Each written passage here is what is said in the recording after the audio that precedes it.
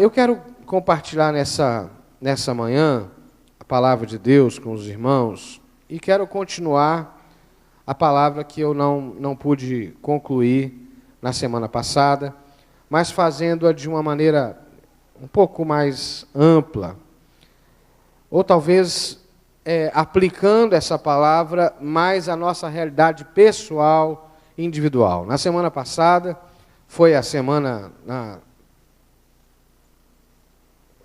que a gente, de alguma maneira, lembra da independência do Brasil, que é muito questionável, né? Mas a gente lembra, é uma semana de patriotismo e tal, e ao mesmo tempo a gente foi achuvalhado de informações, de corrupção, de problemas e tal. E na semana passada nós trouxemos uma palavra para a igreja sobre a posição da igreja frente à situação do Brasil, não é? E está no YouTube, você pode procurar lá, Catedral Metodista Oficial. O título da mensagem é Uma Igreja Melhor para um País Melhor. Não é? Então você pode assistir, no culto da noite nós pregamos essa palavra na íntegra, e o foco foi esse. Hoje, pensando no mesmo texto, que é Isaías, capítulo 1, 6 e 43, eu quero pensar nas outras áreas que a gente precisa mudar. Quero te convidar a pensar em você como um agente de mudança. Você como alguém que assume a responsabilidade pelas mudanças nas áreas que são importantes para você. Talvez você não esteja preocupado com a realidade do país, né? Talvez você não esteja preocupado com a realidade da cidade, mas deve haver alguma coisa que te toca. Talvez você não esteja também preocupado com a realidade da igreja, mas talvez você esteja preocupado com a realidade do teu casamento, talvez você esteja preocupado com a tua vida espiritual. Então vamos começar pelo aquilo que te importa. Vamos começar por aquilo que toca você, por aquilo que mexe com você. O que mexe com você? Pergunta a pessoa que está ao teu lado. O que mexe com você? O que te preocupa? Sua conta bancária? Pode ser, tudo bem. Não é? Porque se você der acesso para Deus na sua conta bancária, você vai viver um milagre e aí você já vai começar a abrir as outras áreas. O que é? É o seu casamento? É os seus filhos? O que te toca? Pergunta ao teu irmão o que ele falou. O que te toca? Hein? É o quê? Sua saúde? É a sua saúde que te toca? Não é? O que mexe com você? O que provoca você? Porque às vezes a gente quer levar as pessoas a um lugar que elas não querem ir. Não é verdade? Então, a tese que eu quero defender essa manhã, que não importa o que é importante para você, mas se tiver alguma coisa que de fato importa para você, e você ceder esse lugar para Deus, você vai querer oferecer outras áreas a Deus. Porque é impossível se relacionar com Deus e não se contagiar por aquilo que Ele quer fazer, pela agenda dele. Por outro lado, quando nada importa, quando a gente não se sensibiliza com mais nada, talvez a gente precisa de ressurreição. Pergunta, irmão, você está precisando de ressurreição? Pergunta para ele. Está precisando de ressurreição? Não é? Porque às vezes a gente já morreu e não sabe. Não é verdade? É verdade. Tem horas que a gente vai se enchendo de uma indiferença em relação a algumas áreas que a gente vai se amortecendo mesmo, não é? Eu ouvi há um tempo atrás uma jovem dizer para mim: pastor, eu não sei sonhar. Eu perdi a capacidade de sonhar. Isso tem uns 10 anos. Hoje, graças a Deus, essa é uma pessoa que sonha. Mas essa pessoa disse para mim: eu não perdi a capacidade de sonhar. Eu estou falando, eu não estou fazendo chacota. É verdade, às vezes a gente entra num nível de incredulidade que a gente vai morrendo aos poucos. Morre no casamento, morre na vida espiritual, morre no relacionamento com as pessoas. A gente vai se isolando, vai virando vai entrando para a caverna de uma maneira tão profunda que a gente não consegue ver mais a luz do sol. A gente vai vivendo, como diz o mito lá de Platão, da caverna, a gente vai vivendo das sombras que entram na caverna, mas a gente não está disposto mais a se expor à luz do sol. Como essa criança linda aqui, né? né? Ela está totalmente aberta ao novo, tá vendo? Ela não está nem aí para mim, né? Deixa ela, que ela continue assim, né? Mas é isso, ela está completamente aberta ao novo. Às vezes a gente se feriu tanto, se magoou tanto, se ressentiu tanto, que a gente não está disposto a uma agenda nova, e nada nos toca. Então eu queria antes de pregar, que você fechasse seus olhos e pedisse ao Espírito Santo, dizer, meu Deus, para que área que o Senhor vai ministrar para mim hoje? Então eu queria que você ajustasse a frequência do seu coração. Eu não tenho uma palavra genérica para dar para você. Eu tenho uma palavra que vai ser útil na sua vida, que você vai sair daqui e poder aplicá-la. Mas você precisa escolher aplicá-la. Porque senão esse culto vai ser mais um ritual, um ato religioso vazio, sem vida.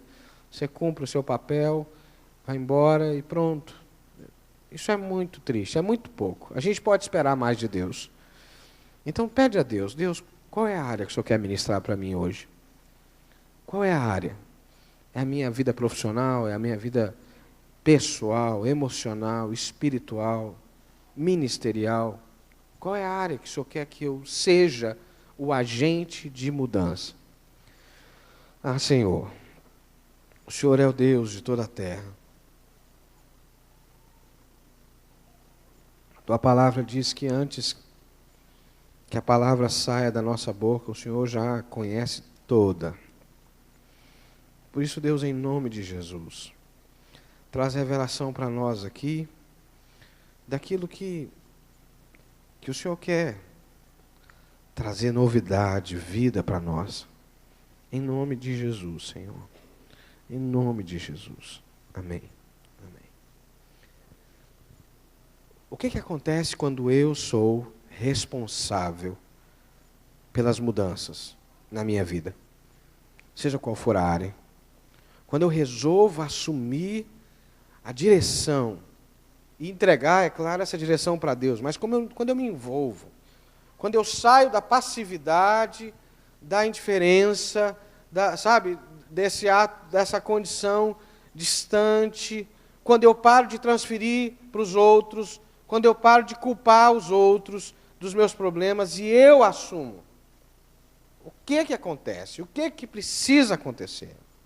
E aí eu volto a Isaías 6, não é? Isaías 6, que eu falei aqui na semana passada, mas eu quero voltar a ele. No ano da morte do rei Uzias, eu vi o Senhor, assentado sobre um alto e sublime trono, e as abas de suas vestes enchiam o templo. Serafins estavam por cima dele, cada um tinha 6 asas, com 2 cobriu o rosto, com 2 cobriu seus pés, e com 2 voava. E clamavam uns para os outros, dizendo, Santo, Santo, Santo é o Senhor dos exércitos, toda a terra está cheia da sua glória. As bases do limiar se moveram à voz do que clamava, e a casa se encheu de fumaça. Então disse eu, estou perdido porque sou um homem de lábios impuros, habito no meio de um povo de impuros lábios, e os meus olhos viram o Rei, o Senhor dos exércitos. Então um dos serafins voou para mim, trazendo na mão uma brasa viva que tiraram do altar com tenaz. Com a brasa tocou a minha boca e disse, eis que ela tocou os teus lábios, a tua iniquidade foi tirada, e perdoado o teu pecado. Depois disso ouvi a voz do Senhor que dizia, a quem enviarei, e quem há de ir por nós? Disse eu, eis-me aqui, envia-me a mim. Amém. Graças a Deus. Eu quero repetir um primeiro fundamento que eu disse aqui na semana passada e que precisa ficar claro. Uma das coisas que nos difere, que nos separa, e isso é algo muito caro na teologia wesleyana, é a nossa capacidade de se relacionar com Deus. Wesley, na época dele, né, ficou cunhado na Idade Moderna de a gente dizer que racional é o ser humano. Por conta da racionalidade, né, lá de Descartes e todo o processo do iluminismo, dizia-se que o diferencial do ser humano é ser racional. O fundador da nossa igreja discordava disso. Ele dizia que os animais também eram racionais, né? Os animais também tinham algum nível de razão. O que diferenciava o ser humano dos animais na verdade, era a sua capacidade de se relacionar com Deus. Wesley, inclusive, acreditava que os animais vão para o céu e que, de alguma maneira, a gente vai encontrar, né, os bichinhos lá no céu. Você tem esperança de encontrar seu pet lá no céu? Olha aí, hein? Não é? O Wesley não sei se vocês vão atender pelo nome, né? Mas o Wesley, no céu da nova criação do fundador do metodismo, vai estar cheio de bicho, né? Só que sem violência, sem ataque, sem nada disso. Mas o que separa o homem, o que faz o ser humano especial, é a sua capacidade de relacionar-se com Deus. É essa coisa essa condição antropológica que vem com a nossa criação, de sermos seres capazes de Deus, capazes de ouvir a voz de Deus, capazes de se relacionar com Deus. Na verdade, nós somos o elo de ligação. Se Jesus é o elo de ligação entre nós e Deus, nós somos o elo de ligação entre Deus e a sua criação. Isso é tão sério para Wesley que, para ele, a criação vai ser redimida a partir do ser humano, a partir do que o homem experimenta com Deus. Eu estou falando aqui de Wesley, mas não é esse o foco.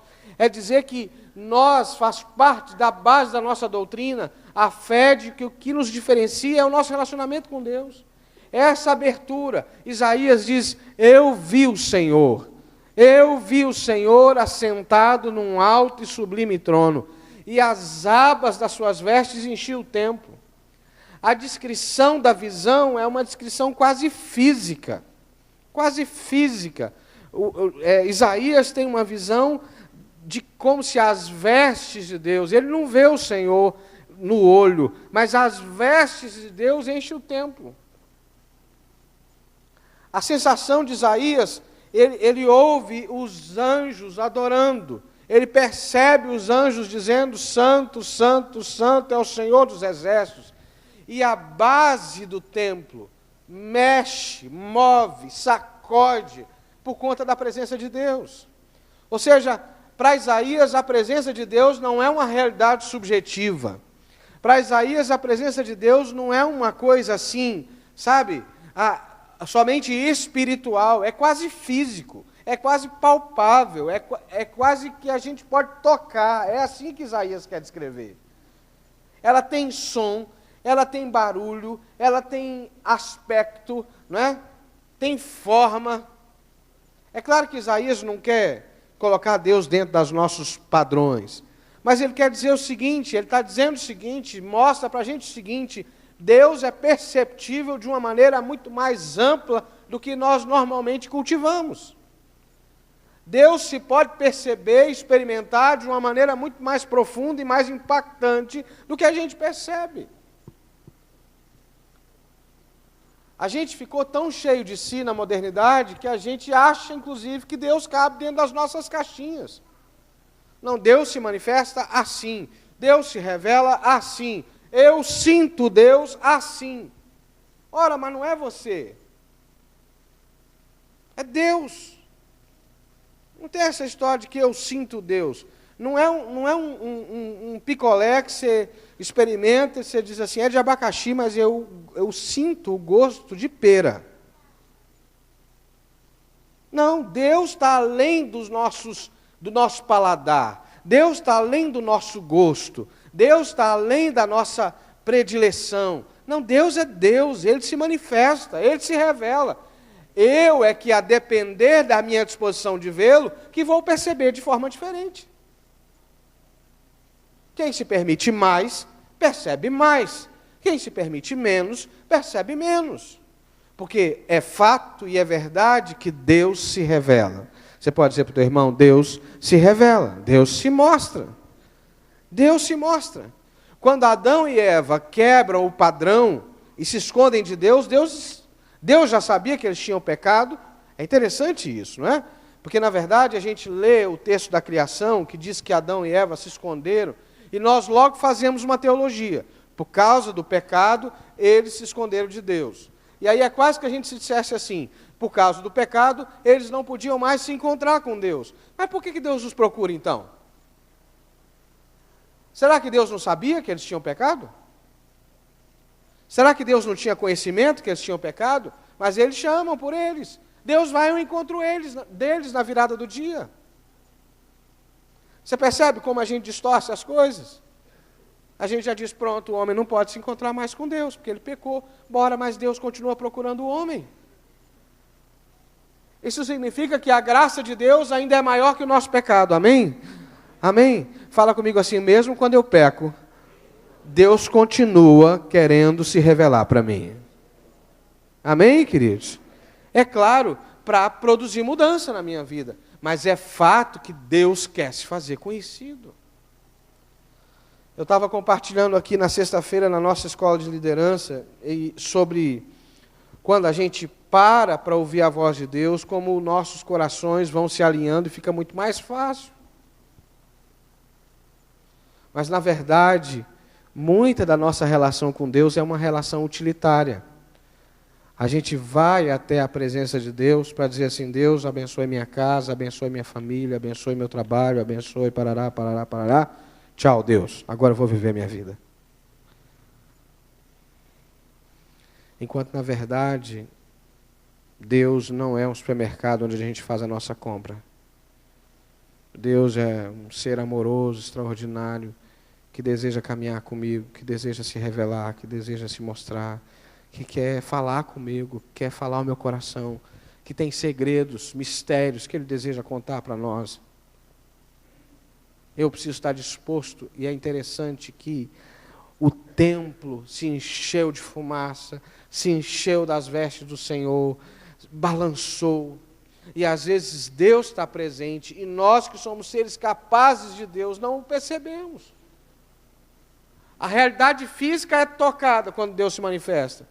Mas nós que somos de carne e osso, seres espirituais, nos fechamos a esse mover de Deus, especialmente quando Ele se manifesta de uma forma que eu ainda não conheço. De uma forma que não faz muito sentido para mim. A primeira coisa, querido, que eu quero deixar com você nessa manhã é que se você quer ser o agente de mudança na sua vida, na vida da sua família, no seu trabalho, onde Deus te plantou, você precisa estar aberto à manifestação de Deus. Amém?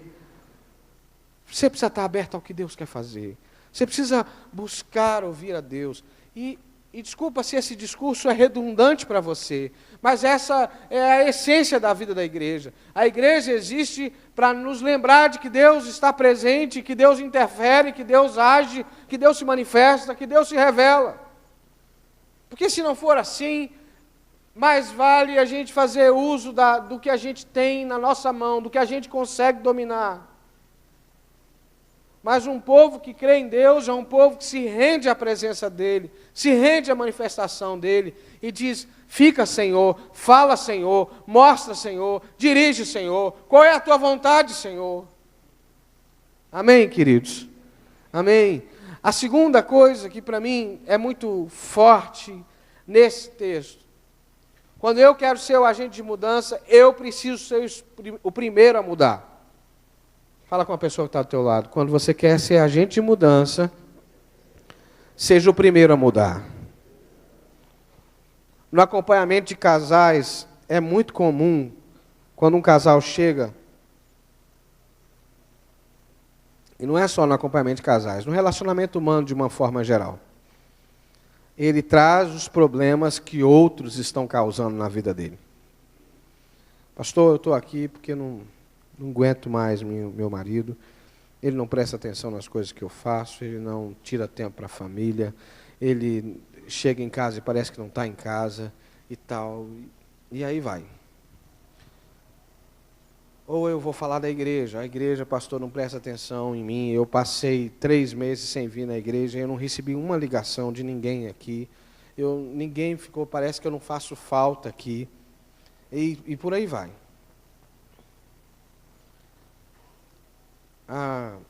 Tem uma oração que a gente chama de oração da serenidade, que diz assim, Senhor, dá-me graça para mudar as coisas que eu posso mudar, para aceitar as coisas que não posso, e discernimento para diferenciar uma da outra. Não é? Sempre que a gente começa, que eu começo com alguém, a gente começa por o que você pode fazer. o que você pode mudar. Como você pode alterar o lugar onde você está inserido. Porque tem um princípio da física, né, que toda, ação gera uma, toda ação gera uma reação, né? Se eu não posso mudar a atitude dos outros, talvez eu possa mudar a reação deles com uma nova ação. Com uma nova atitude. Não é? Com um novo proceder. E é o que acontece com Isaías. Isaías, a primeira coisa que ele se dá conta é dizer, ai de mim, porque eu sou um homem de lábios impuros e habito no meio de um povo de impuros lábios. Isaías podia fazer uma outra fala, não podia? Ele podia dizer assim, meu Deus, só me desculpa, eu estou aqui na tua presença, mas o senhor sabe como é que é, eu cresci no palácio, nasci no palácio, eu estou todo enrolado, mas não é culpa minha, Jesus, o senhor sabe, né? Se eu pudesse, eu até seria diferente, mas é porque meu pai, minha mãe, né, o rei, meus amigos, são tudo um bando sem vergonha, eu acabei aprendendo com eles, Senhor, o senhor o que é que faz? O senhor me ajuda? Será que o senhor podia mudar o meu ambiente para ver se eu fico diferente? É isso que Isaías faz? Não. Ele diz, ai de mim, porque sou um homem de impuros lábios. Ou seja, a verdadeira mudança começa na nossa própria vida. A verdadeira mudança começa dentro da nossa casa, começa no nosso lugar de secreto de oração. Começa na tua disposição. Não é? Esse exemplo aqui que eu citei, por exemplo, que é muito comum na vida da igreja, não é? Que a gente diz assim, não, mas ninguém presta atenção em mim. Eu diria, você presta atenção em alguém? De quem que você cuida? Para quem que você liga quando some?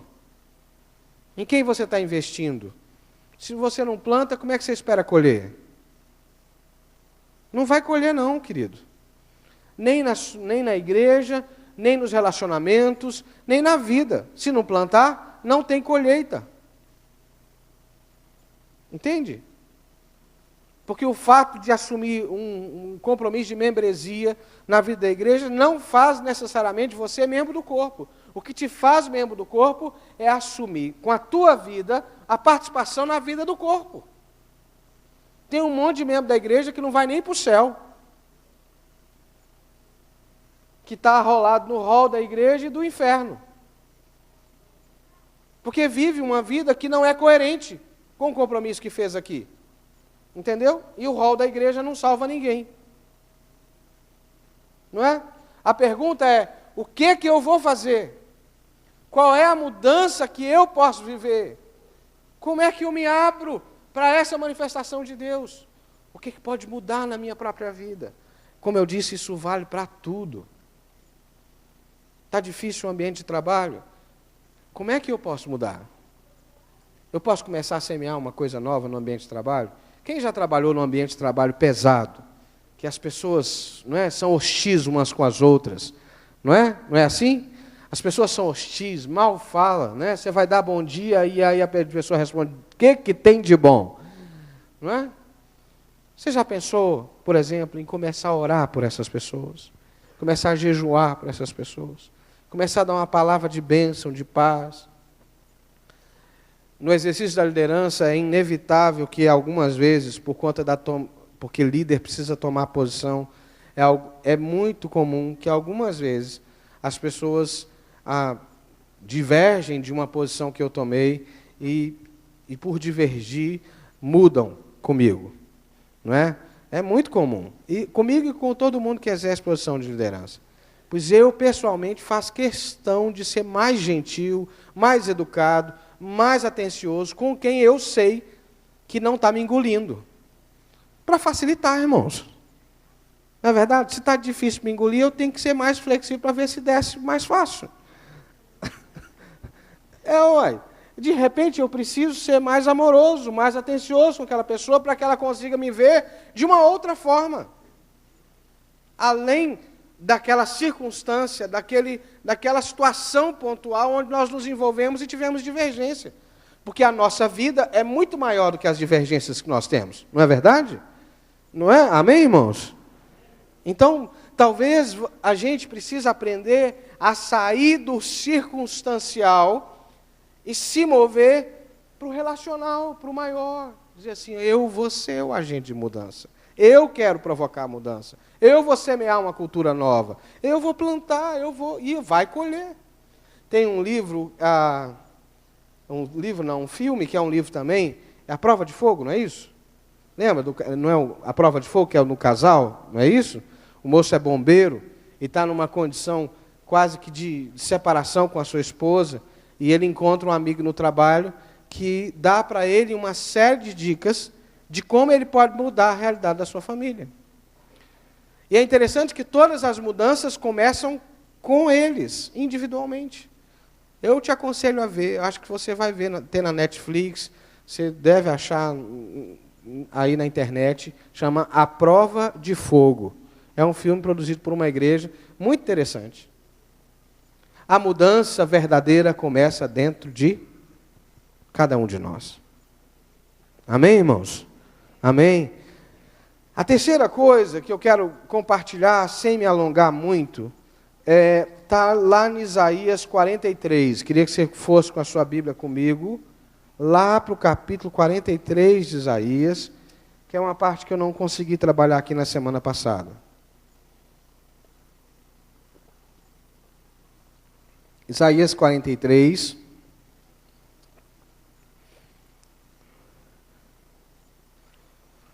Versículo 15 até o versículo 21. Isaías 43, do 15 ao 21. Amém? Olha o que está escrito aí. Eu sou o Senhor, vosso santo, o Criador de Israel, o vosso rei. Assim diz o Senhor, o que outrora preparou um caminho no mar, e nas águas impetuosas uma vereda. O que fez sair o carro e o cavalo, o exército e a força, jazem juntamente lá, e jamais se levantarão, estão extintos, apagados como uma torcida. Não vos lembreis das coisas passadas, nem considereis as antigas. Eis que faço coisa nova, que está saindo à luz, porventura não percebeis? Eis que porei um caminho no deserto e rios no ermo.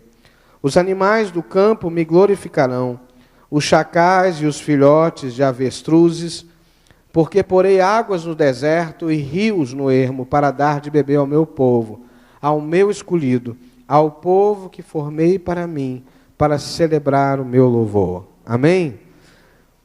Eu quero começar do final para o início da nossa leitura.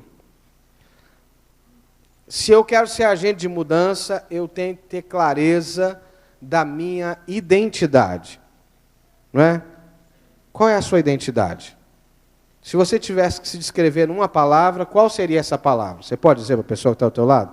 Qual é essa palavra que te define? Hein? Você pensa numa palavra que te define? Qual é a palavra que te define?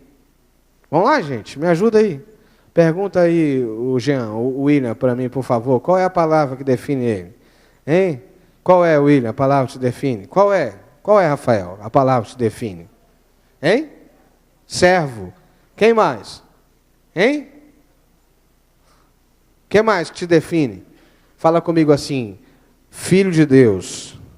Fala comigo, filho de Deus, amado de Deus, povo de propriedade exclusiva de Deus. Amém? É interessante que o povo em Isaías é um povo que está se distanciando de Deus, está se afastando de Deus. E Deus usa de Isaías para trazer à memória as intervenções de Deus. Eu vou falar sobre isso daqui até o final. Mas Deus diz no versículo 21, ao povo que formei para mim. Ao povo que formei para mim. Essa semana eu tive uma experiência muito rica num atendimento de chamar uma pessoa que tem entregue a sua vida para Jesus e está numa luta de viver uma vida nova, de trazê-lo aqui ao altar, sair do gabinete, trouxe ao altar, ungi a cabeça dele com óleo e disse, você foi separado para Deus, Essa é a sua verdadeira identidade. Essa é a sua verdadeira história. Não é a história de derrotas que nós tivemos até aqui. Não é a história de decepções. Não é a história de frustrações. Ou mesmo as conquistas que nós fazemos. Não, a nossa verdadeira história é a história de que nós somos povo de propriedade exclusiva de Deus. Se eu quero fazer diferença na terra, eu preciso assumir essa identidade. Porque senão eu fico só com o que eu posso fazer. Senão eu fico só com o que eu consigo fazer. Senão eu fico só com o campo que eu alcanço, com o que eu realizo. Agora, quando eu assumo o lugar de filho de Deus, eu me assento com Jesus nos lugares altos. Amém? Eu ganho a visão que Deus tem da realidade. Eu ganho o olhar que Deus tem da realidade. Eu ganho a esperança que Deus tem. Eu vejo como Deus vê. Eu falei aqui na semana passada que, mesmo com todo o quadro de pecado que estava instalado na nação, os anjos diziam: a terra está cheia da sua glória. A terra estava cheia de pecado, mas os anjos diziam: a terra está cheia da sua glória. Porque é assim que Deus vê. Deus sabe como pode chegar. Deus olha para você e te vê pleno, te vê realizado, te vê pronto, te vê vivendo uma vida de vitória. Mas você precisa assumir, e eu precisamos assumir, o lugar e a identidade de filhos de Deus. Amém, queridos? Então a primeira coisa é se abrir para a realidade que Deus se revela. A segunda coisa é permitir que a mudança comece em você. E a terceira coisa é assumir essa identidade de filho de Deus. E aí, como filho de Deus, e eu termino com mais duas atitudes de filho de Deus. Ontem eu estava no aniversário de 11 anos de uma filha da amiga da gente. Né? O Samuel fez 10 anos esse ano, e há 15 dias atrás. E quando a gente celebra o aniversário dos filhos, é inevitável a gente lembrar deles pequenininhos, não é verdade? Não é? Quem ainda vivencia isso, não é? Ou quando a gente celebra aniversário de casamento, não é? Ou quando a gente lembra, pega fotos da gente, né, da nossa vida, né? A gente não usa mais álbum de foto, né? Agora é tudo no celular, né? Agora é tudo no celular. De vez em quando o Face que lembra, né, você de uma recordação de 4 anos, de 5 anos, não é? Mas eu estava nesse aniversário ontem e eu lembro. A Ana fez 11 anos ontem. Eu lembro da Ana com 1 aninho, brincando no tapete da casa dos pais dela. Esse casal de amigos, é um grupo grande de amigos que a gente tem, e eles foram os primeiros a terem filhos. Depois deles foi uma leva, depois foi a gente, aí foram outros e tal. E a Aninha foi paparicada por todo mundo. E já está uma moça, não é? Já está uma moça grande. Deus diz para o povo assim: eu abri o mar para vocês, eu trouxe pão no deserto, eu supri vocês. Jeremias diz assim: eu quero trazer à memória o que pode me dar esperança. Se você quer ser o agente da mudança, pare de olhar para o negativo o tempo inteiro, pare de olhar para o que você não pode e comece a olhar para o que Deus já fez, comece a olhar para o que Deus já realizou. Comece a olhar que no passado você já viveu experiências difíceis e Deus supriu. Deus respondeu, Deus atendeu. Amém, queridos? Não é assim? Amém? A gente precisa trazer a memória, sentar para contar histórias. Quais são as coisas boas que você pode contar? Você pode fazer um inventário das coisas boas? Eu vou fazer o desafio aqui, quem quiser fazer, faça. Queria te convidar a lembrar dos seus últimos 10 anos. 10 anos da sua vida. Será que você consegue lembrar uma coisa boa por ano? Hein? Vamos começar do mês passado. Você consegue lembrar uma coisa boa que Deus fez no mês passado? Quem consegue lembrar uma coisa boa? Consegue? Consegue ou não? Pensa aí, consegue? Então conta para quem está do teu lado o que foi essa coisa boa. Conta aí, o que foi? Né? Você lembra? O que foi uma coisa boa? Lembra? Está com saúde, com vida, né, Dorinha? Isso é muito bom, não é verdade? do ano de 2016 para 2017, fala assim, pastor, eu venci 2016, que haja ano difícil como foi 2016. Não é verdade? Meu Deus, tudo quanto é lá, 2016 foi um ano de muita dificuldade. Mas nós estamos aqui, ó, já estamos quase vencendo 2017. Né? Viu? Está chegando. Aliás, a virada do ano esse ano é de sábado para... É domingo para segunda? Então, olha aí que doideira, né? Que vai ser isso, né? Já pode se agendar aí, vai ter culto, provavelmente vai ser diferente dos outros anos. Trazer a memória o que me dá esperança. Porque quando eu trago a memória o que me dá esperança, eu começo a lembrar que Deus, Ele intervém na minha história, Ele age na minha história. E como filho de Deus, e aí eu termino aqui. Isaías diz assim, eis que faço coisa nova. Será que vocês não estão percebendo? Eu faço coisa nova, estou fazendo coisa nova. Já está saindo a luz. Já está brotando. Sabe, irmãos, a gente precisa ampliar a nossa expectativa do que Deus pode fazer.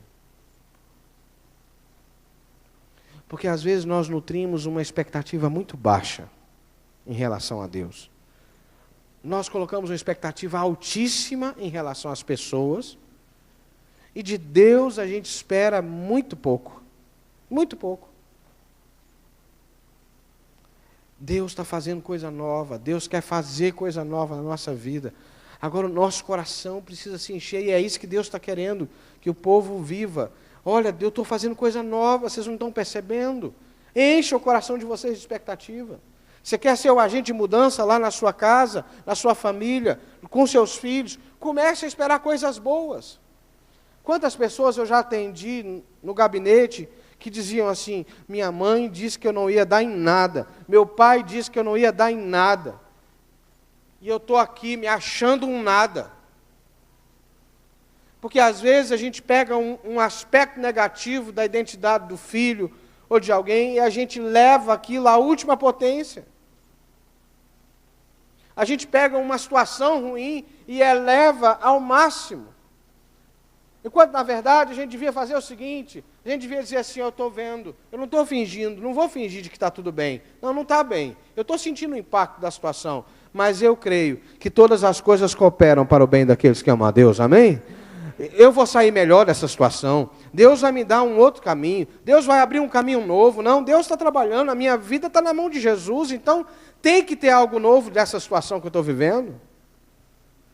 Sabe, isso me faz, pelo menos, querer esticar o pescoço. Porque o que a gente faz normalmente é enfiar o pescoço no buraco.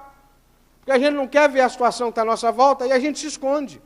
Quando eu tenho expectativa alta, pelo menos eu levanto a cabeça para ver se eu consigo enxergar além da minha esfera de alcance. Eu subo nos ombros de alguém para enxergar mais alto e conseguir ver além. Entende o que eu estou dizendo, querido? Amplie a sua expectativa, renove a sua expectativa, porque mesmo quando a gente não está vendo, Deus está trabalhando em nosso favor. Deus está trabalhando em nosso favor. A Bíblia diz que Deus é o alfa e o ômega. Fala com o teu irmão assim, no final já deu certo. Fala para ele. Sabe por quê? Jesus está lá no final, Ele é o ômega. Amém, queridos? Já deu certo. O problema é que a gente tem tanto medo, às vezes, do presente, que a gente nem se imagina chegando no final. A gente desiste no meio. Para no meio do caminho. Ontem eu estava conversando com uma pessoa que passou por um processo dificílimo, por quase 3 anos. E eu me lembro, no início do processo, a pessoa me procurou, e a gente embate judicial. E eu disse, olha, conserve a sua esperança em Deus. Não negocie os seus princípios. Não negocie, fique firme. Confie em Deus. E, sabe, uma situação difícil, muito difícil. E os meses foram passando, houve momentos que aquela situação parecia se agigantar e que ia ganhar uma proporção, e vai. E ontem essa pessoa estava me dizendo, pastor, finalizamos o processo, fechamos um acordo, que ficou bom para todo mundo, deu tudo certo, porque no final Jesus já estava com a resposta certa. Mas entre o início e o final, eu e você precisamos da postura adequada. Entendeu? Eu e você precisamos de uma postura de esperança, de fé, de coragem, de ousadia, de crer que Deus é confiável. Você pode falar para o teu irmão, Deus é confiável. Deus é confiável. Fala com ele assim, eu posso até falhar com você. Fala com ele, eu posso até falhar com você, mas Deus não vai falhar. Amém, queridos? Vamos ficar em pé, vamos ficar em pé.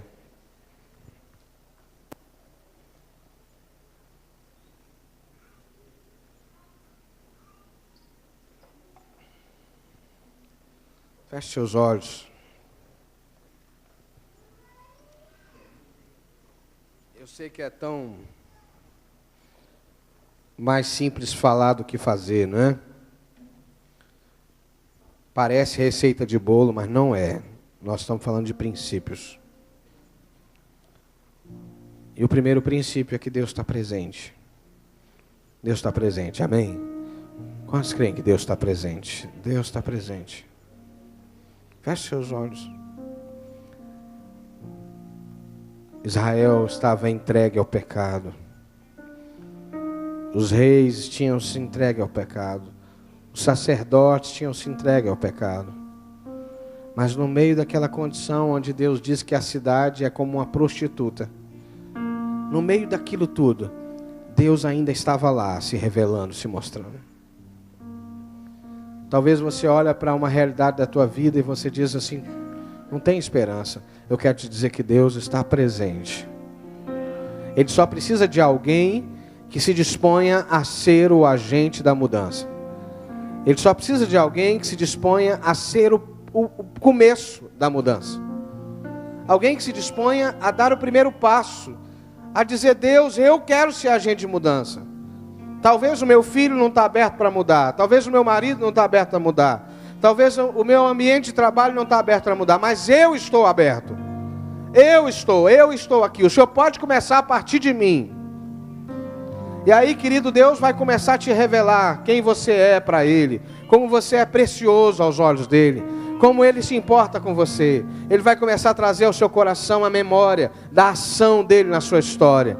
E Ele vai te levantar com uma expectativa alta, como alguém que vê mais longe.